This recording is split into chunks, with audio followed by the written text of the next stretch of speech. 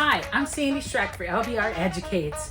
And as we see a growing demand for installations that are hanging on from the ceiling, I've got another idea for you. And so this one here is a smaller installation, and you make them and you do a bunch of them, and they kind of land like clouds. And so we did this in the event class, and so I wanted to share the mechanics and technique with you.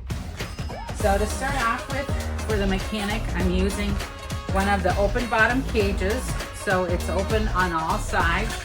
I put a block of midnight foam in here, and then you click them shut. Then I tape them right where the bands are. I'll add 2 pieces of tape, the 1-inch or half-inch black midnight, and then I'm going to add zip ties over the top of those 2. So you can see that I've done that. Here we have tape underneath and then zip ties that go over the top. And then lastly, what you need to do is come in with the zip tie that comes across. So it's going to go on here like this and then out the other side, so that you have that at an angle. That way when you hang things in it, so I'm just going to tie this a second. So if you just go straight across, you have the opportunity for it to slide. And this way it's going to stay right where it is. So you go angled across that. And then your 2 zip ties are underneath there that are going to add for extra strength.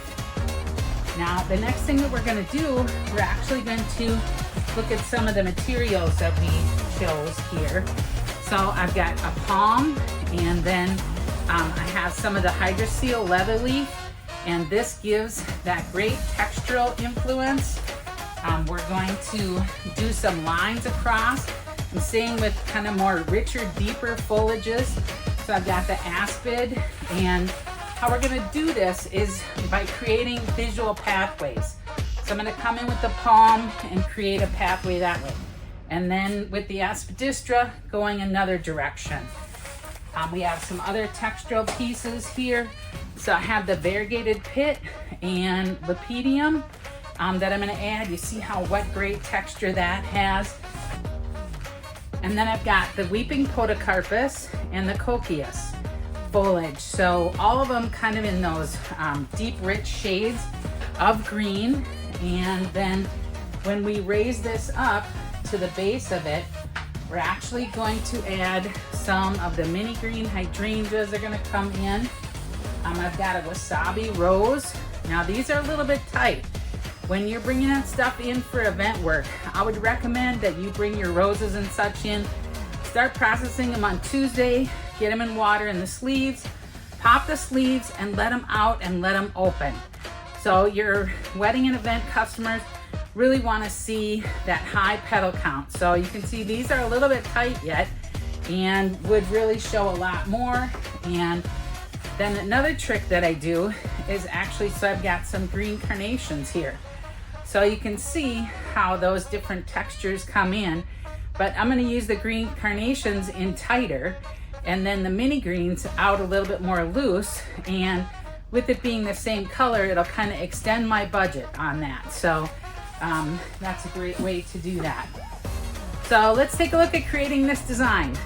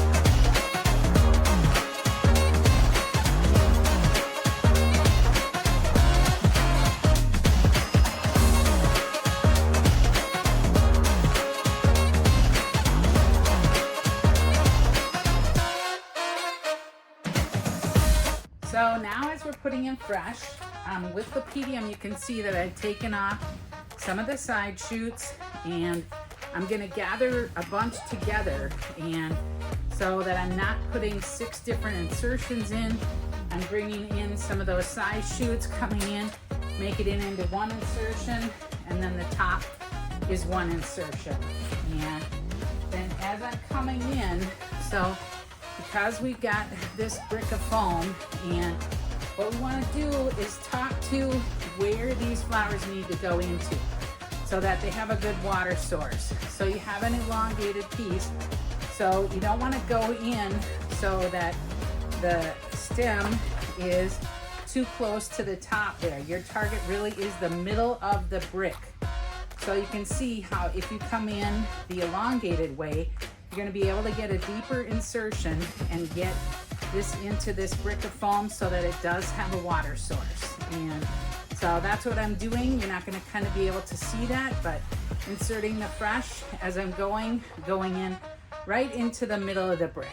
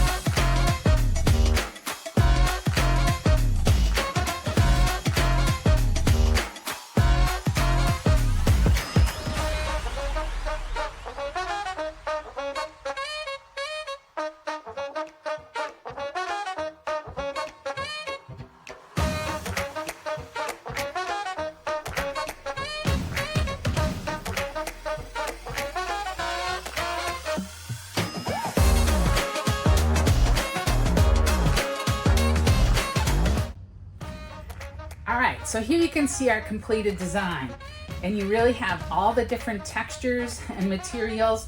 We've got some of the ferns and really the glossy coleus, the weeping podocarpus, that's a different texture, and just the different florals. So you saw that I was looking in on how it's going to look once we raise it up together. One of the things that you couldn't probably see as I was inserting the flowers into the foam, I was coming in, I'm bringing my fingers right to the foam insertion, and then I'm feeding that flower in.